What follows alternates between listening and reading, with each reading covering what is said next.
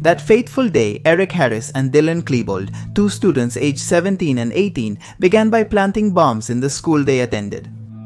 When the devices failed, they opened fire left and right, causing the death of numerous students and seriously injuring others on April 20th, 1999, the day the Columbine massacre happened. I would like you to tell me if you are aware of what is happening in the United States. What do you think about the right to bear arms? Do you think that perhaps it is the gateway for these types of events to happen? The fact that it's so easy to buy a gun that any unstable person can get one? Or do you think it's necessary for personal defense? I want to read your comments below, and I also invite you to leave a like, subscribe, turn on notifications, and leave suggestions for possible future videos on this channel. Let's get started.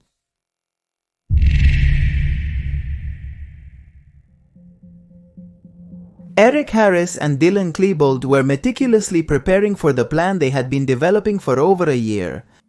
Armed with 4 shotguns, 4 knives, and 99 homemade gas bombs, they chose a special date to carry it out, April 20th, Adolf Hitler's birthday. But first, they began recording a series of videos. In them, they showed their excitement for what they were about to do, detailed how they were mocked by their peers, and also expressed their deep hatred towards the athletes at their school. Something Klebold always repeated was, "I will kill you all." They wanted their videos to be seen by the entire world, when everyone would wonder why they had done what they called their masterpiece. In the last recording, the teenagers said goodbye to their families. Klebold apologized to his parents for the problems they might cause them, assuring them that they were going to a better place. He also reminded them that they had been wonderful parents, but expressed that he did not like life and that he would be happier wherever he goes. For his part, Harris also said he felt what was going to happen, while affirming he could not avoid it. With a snap of their fingers that made clear their hurry, they said goodbye forever to their loved ones. They had a lot to do. During the morning of what they called Judgment Day, they left all the tapes in Harris's bedroom. They didn't bother to hide them. On the contrary, they placed them in plain sight so they could be easily found. The young men didn't want to leave anything to chance. Even this attack would have 2 last victims themselves. But let's not get ahead of ourselves. To understand how all this ended, we need to start from the beginning.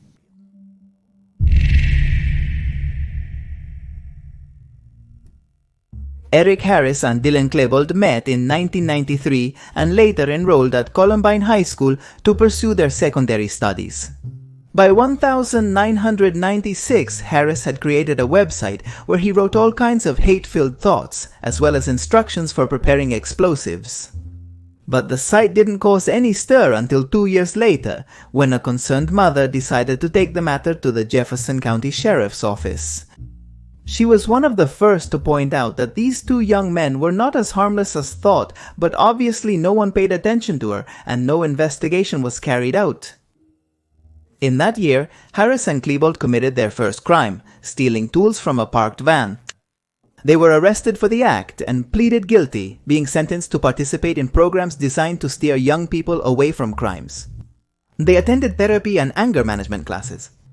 After a year of community service, the justice system considered them rehabilitated.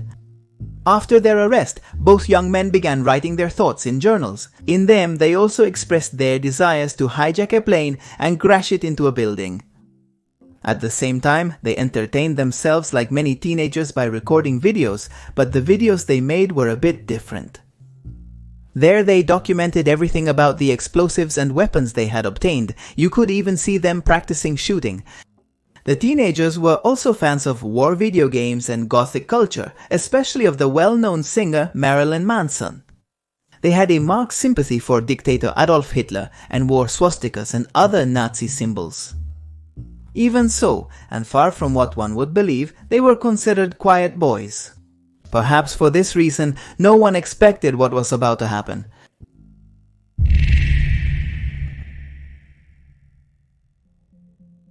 On April 20th, 1999, Harris parked his car at the south entrance of Columbine High School while Klebold did so at the west entrance.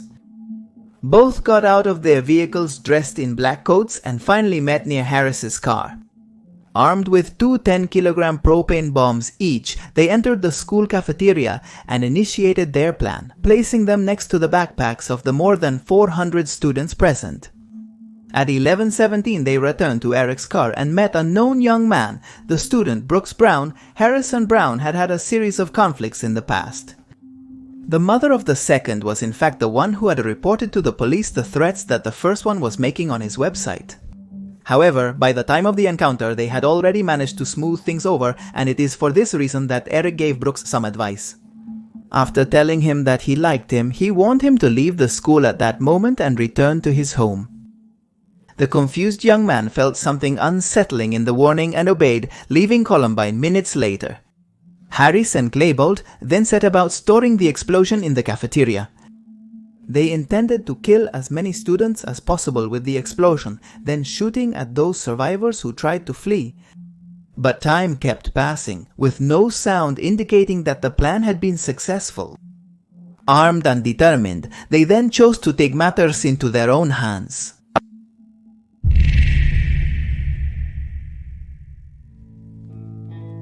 At 11:19 a.m., Harris and Klebold opened fire on students Rachel Scott and Richard Castaldo. Both victims were having lunch on the lawn next to a school entrance. Rachel was shot 4 times and died instantly, while Richard was shot 8 times and lost consciousness. After that attack, Eric shot at 3 other students who were nearby, Daniel Robo, Sean Graves, and Lance Kirkland.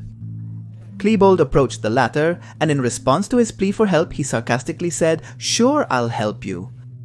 He then shot him in the face, seriously injuring him. They lashed out at 5 more students in another direction.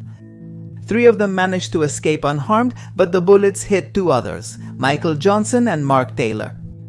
The first, although injured, was finally able to flee, while Mark chose to feign his death by falling to the ground. The commotion did not go unnoticed by the students and teachers at the school, but they thought it was a joke. No one could imagine what was really happening. No one except the computer science teacher and coach William Dave Sanders, who was in the cafeteria. The teacher immediately knew it was a real attack and began to protect the students while trying to guide them to a safe place. Meanwhile, Daniel and Sean, victims of the 3rd and 4th attack, had managed to crawl to the cafeteria door. Klebold shot the first one again, causing his death. Then he stepped over the second one, who was paralyzed from the waist down, and entered the school dining room. He wanted to check the bombs, which had not worked.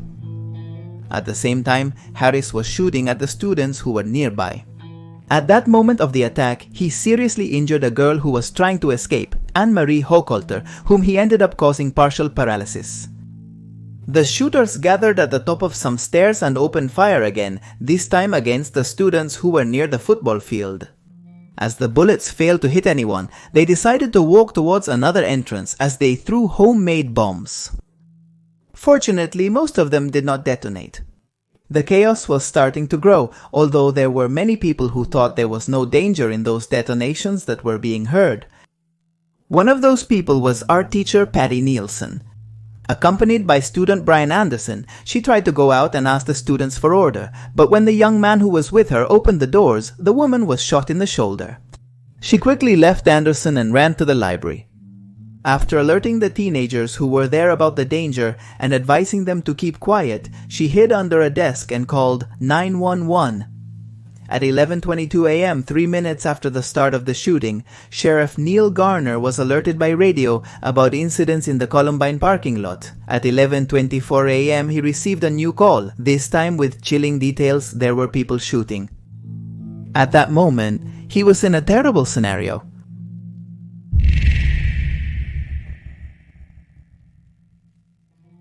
Garnett was the first police officer to arrive at the school. He received the shots from the Harris's rifle from the west entrance, about 60 meters away. He responded with more shots from the parking lot, but none hit the targets. Finally, that shooting stopped when Harris and Klebold entered the building. The young men moved swiftly down the hallway, throwing bombs and shooting at people they came across.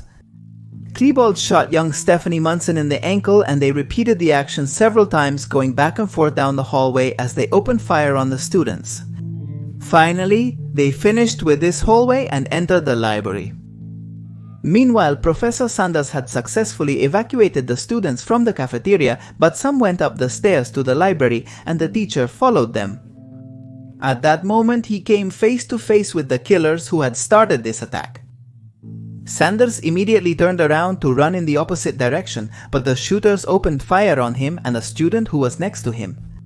Harris shot the teacher twice in the chest, but couldn't land any shots on the teenager.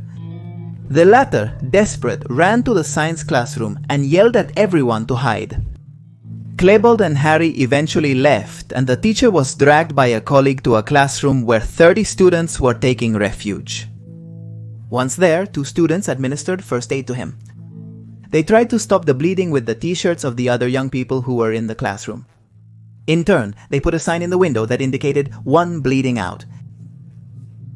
They wanted to warn the police and the doctors that the situation in that room was critical, although what was about to unfold elsewhere would be even worse. Outside the classroom, the shooters were advancing towards a new target, the library, the same one where the aforementioned teacher Patty Nielsen was, still hidden under the desk. As we said, she had managed to communicate with 911 and she was having a conversation with the operators. But at 11:29 the call would be interrupted by a loud scream.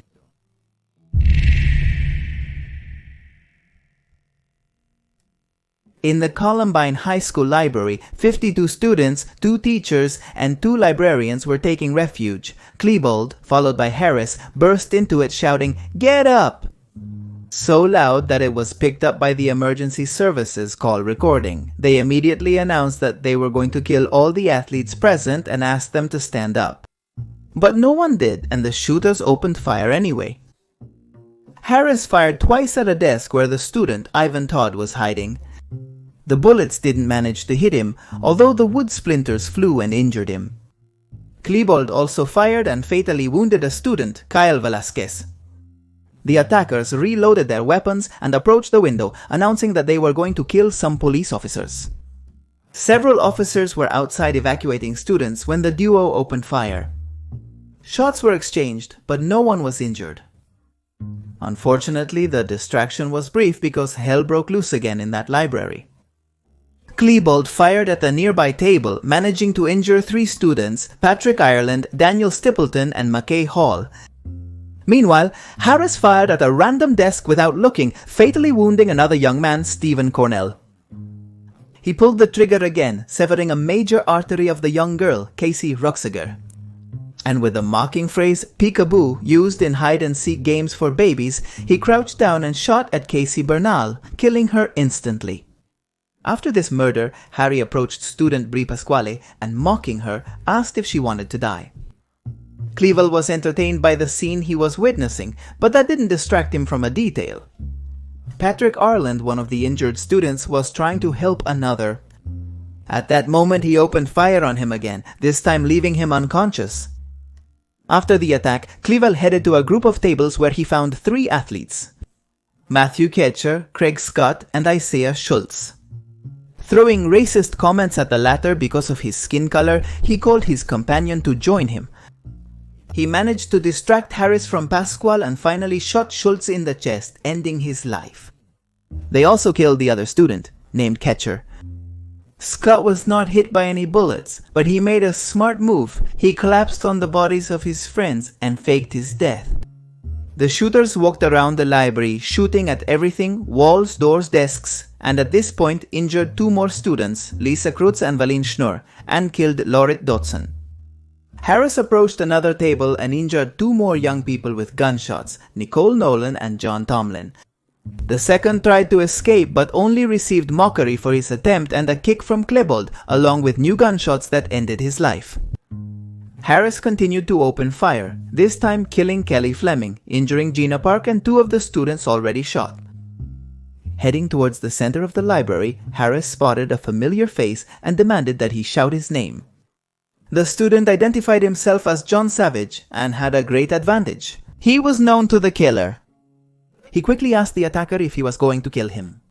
After a brief hesitation, Clevell agreed to leave. The young man took his chance and ran away instantly. Just when it seemed that the aggressors were beginning to show mercy, the young people's hopes vanished at the speed of a gunshot. And that shot hit Daniel Mauser. The terror intensified again. Harris and Clevell kept shooting relentlessly, injuring Jennifer Doyle and Austin Eubanks. Corey DePuta was also hit by the bullets, dying on the spot. Finally, 16 minutes after the first shot, the killings ceased. Although for the authors, there were still 2 pending deaths, and that's how our story goes back to the beginning.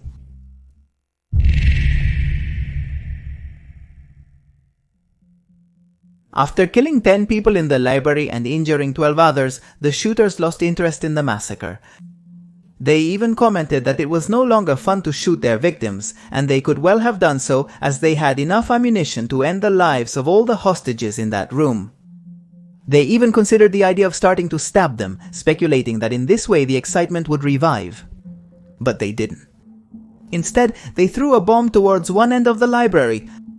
The explosive didn't work, and after mocking the injured Ivan Todd and deciding to leave him alive, they fired aimlessly and decided to leave. At 11:36, both shooters left the room. They kept roaming the school, shooting randomly without targeting anyone in particular. They returned to the cafeteria through corridors and even went back to the library, but only found unconscious students to whom they paid no further attention. They shot at the police again through the windows without hitting any shots. Finally, 49 minutes after the start of the shooting, the perpetrators would open fire for the last time.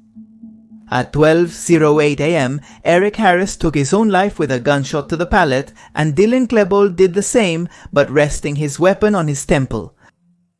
By that time, armed forces teams, elite police, and ambulances were outside of Columbine. The place came to have 800 agents. Although there was a problem. As they believed the school was still in the hands of the attackers, they delayed the rescue for 3 hours. As a result, teacher Dave Sanders bled to death in the classroom where he had taken refuge. During the incident, he had 3 opportunities to retreat, but chose to stay and help the students before being shot down. The school was finally evacuated before nightfall. The remaining bodies in the building were removed, and the shooters' bodies were found together in the back of the library. It was later discovered that in addition to the cafeteria explosives that could have caused the roof to collapse and killed over 400 students, several others had failed. One, placed far from the school to distract the police, only partially detonated and caused a small fire that was quickly extinguished. Another, inside Harris and Klebold's cars, was supposed to be activated with the arrival of ambulances and police, but it never did. Despite a larger tragedy being avoided, the Columbine massacre left a toll of 13 dead and numerous injured. Injured who over time would have to recover from a nightmare that would never end.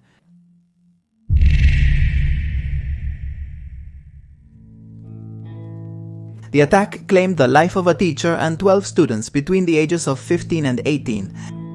The survivors in many cases had long recovery processes and continued to face anxiety, depression, and post-traumatic stress. C0LUMBINE, attacked in the library, underwent more than a dozen surgeries.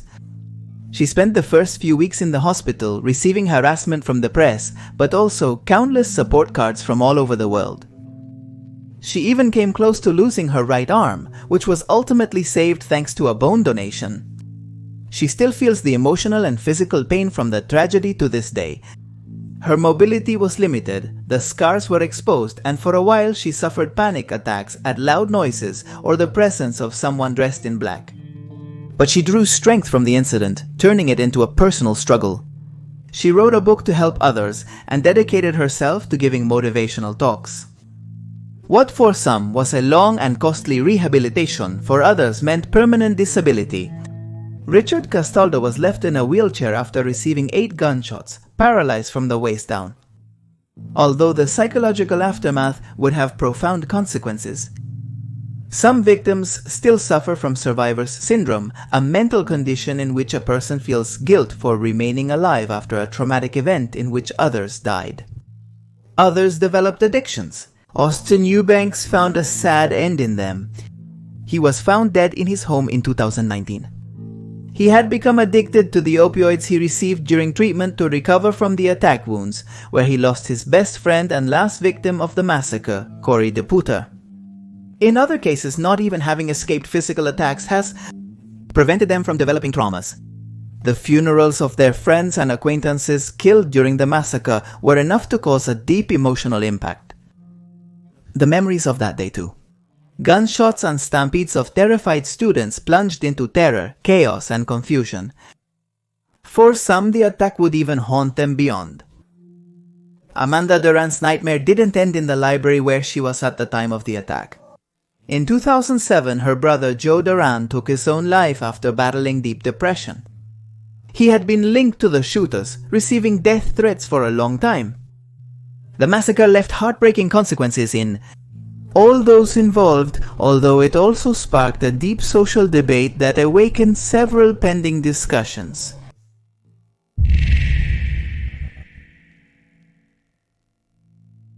The Columbine attack sparked debates in American society about gun control laws, school bullying, and the mental health of young people. Numerous educational centers focused on security, even changing their architecture and installing bars, surveillance systems, metal detectors, and shelters. Some even currently have armed guards and bulletproof blackboards. In many cases, students must have identifications to access the institutes, a task they perform through a single door. Emergency drills, previously mostly focused on fires, now emphasize response to a shooting. Even special weapons and tactics teams regularly train for these types of situations in institutes. And as a result of the Police in Schools project, about 30,000 establishments are monitored by police forces. Zero-tolerance policies were extended after the massacre. Weapons were strictly prohibited within schools at all levels of education.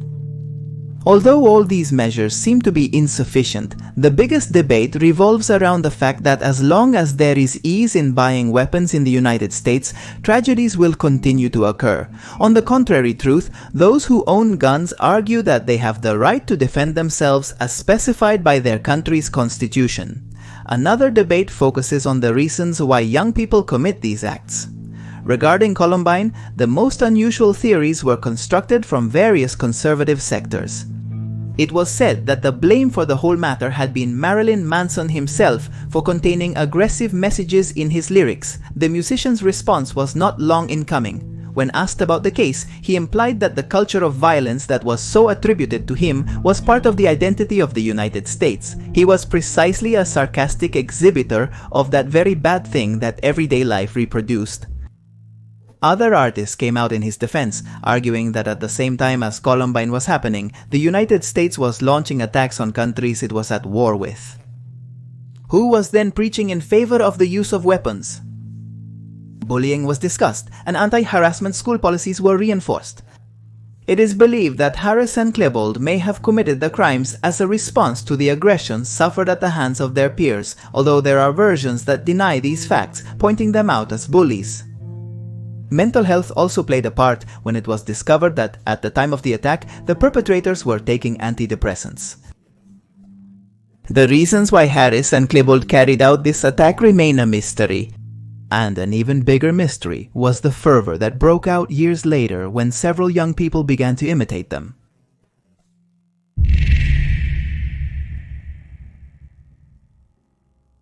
The Columbine was one of the most significant and remembered school shootings in the history of the United States, although it would not be the last. After this, armed attacks in educational institutions increased abruptly, so much so that the term Columbine effect began to be used to name the phenomenon. This is because many attackers took inspiration from the brutal event. There is even the concept of the Columbine generation to denote the school children born after April 20th, 1999, who grew up and continue to grow under this threat. All sorts of macabre matters occur around the massacre. An example of this is the subculture of fanatics. Known as the Columbiners, they gather on the internet and openly demonstrate their fanaticism towards the event and its perpetrators.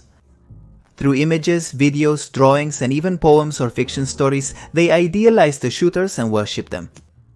For this reason, the website Tumblr was forced to change its guidelines and announced that they would ban the glorification of violent acts and their authors. Some young people took their fanaticism further, staging their own attacks. In 2017, Sun Hui Cho carried out the Virginia Tech massacre, killing 32 people on campus before taking his own life. He sent a manifesto to National Broadcasting Company News and 27 videos, in some of which he mentioned Harris and Klebold as martyrs. In 2012, Adam Lanza killed his mother before going to Sandy Hook School. Once there, he killed 20 children around 7 years old and 6 other adults before shooting himself in the head. Federal Bureau of Investigation reports State Lanza was obsessed with the Columbine massacre. In 2014, Marcus Aguilar opened fire in a Maryland shopping center, killing 2 and then himself. At the time of the attack, he had a backpack with explosives and an outfit similar to the shooters he admired. In 2019, Saul Pace, who was wanted by law enforcement for purchasing weapons and making threats, was found dead.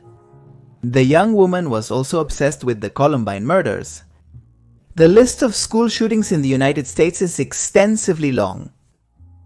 In 2022, the record for shootings in primary schools was broken with a total of 51, and by June 2023, it was surpassed. The incidents that year totaled 61 up to that date. And not only in school institutions, without going any further, at this very moment that I am recording, at least 18 people have died and around 60 have been injured in 2 mass shootings in the city of Lewiston in the state of Maine.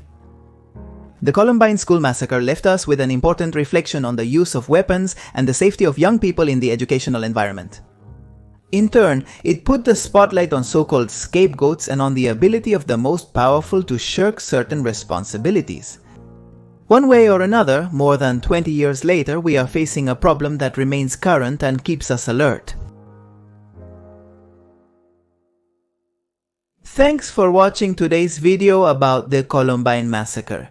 If you enjoyed this style and want more similar videos, please like, subscribe, and turn on notifications. Feel free to suggest future video topics for this channel. Check out the linked videos to continue watching. This is Magna Mephisto signing off. See you next time.